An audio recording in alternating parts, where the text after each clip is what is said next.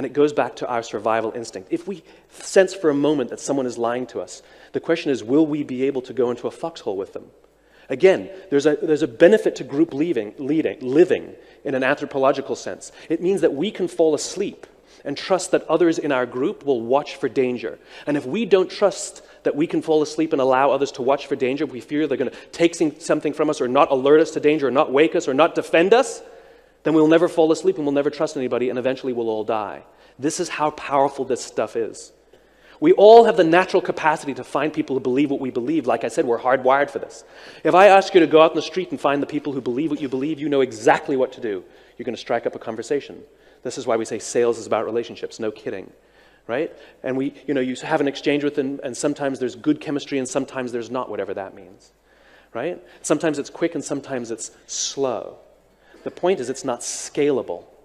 It's not scalable. But if I tell you to go outside and find all the people wearing red hats, it's easy. There's one, there's one, there's one, there's one. When you know what symbols to look for, it's easy to find the people who believe what you believe. Just like all you Mac lovers, and don't lie to me, when you're walking through the airport and you see somebody else with their laptop open, you like them a little more, don't you? It's because Apple is so clear about what they believe, so disciplined about how they do things, and so consistent in what they do. We're using these symbols, we're using these brands, we're using these things to say something about who we are in an attempt to attract people who believe what we believe.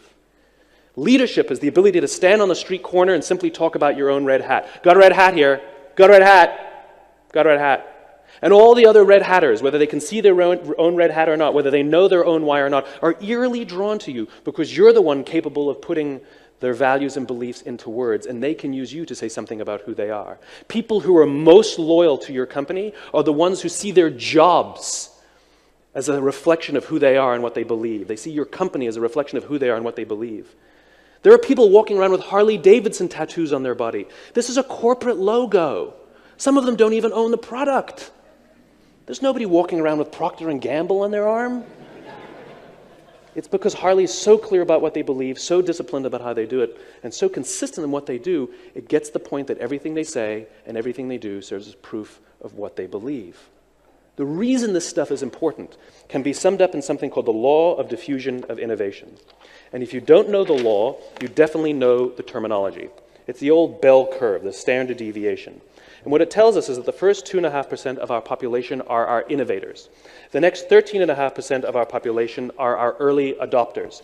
Then you have your early majority, your late majority, and the last 16% are your laggards.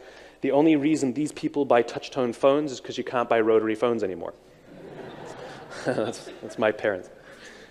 What the law of diffusion tells us is that this population, the innovator and the early adopter population, are very comfortable trusting their guts. They're very comfortable making intuitive decisions. They're willing to pay a premium and go out of their way to be a part of something that reflects their own beliefs.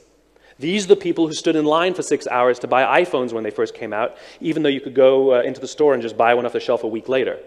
These are the people who spent $40,000 or $50,000 to buy flat-screen TVs when they first came out, even though the technology was substandard. It had nothing to do with the technology. It had to do with them. The majority of the population is more cynical and more practical. They absolutely care about things like price and quality and service and features. The problem is they're not willing to try something until somebody else has tried it first.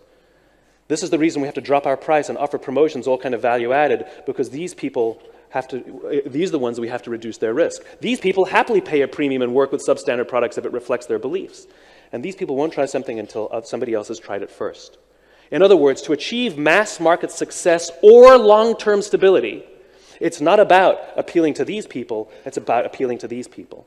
And if you can get 15 to 18% market penetration, and I don't mean of the market, I mean of the people who believe what you believe, then there's a social phenomenon, the tipping point. 15 to 18% of those who believe what you believe, and it just tips and it goes mass. We all get about 10%. Law of averages says if you ignore everything I'm saying, you'll get about 10%. 10% of our customers love us, 10% of our employees love us. But it's not enough to make it tip, you see. I'll give you 2 examples. If we look to the answer as to why for so many years we achieved so much, prospered as no other people on earth, it was because here in this land we unleashed the energy and individual genius of man to a greater extent than has ever been done before. Freedom and the dignity of the individual have been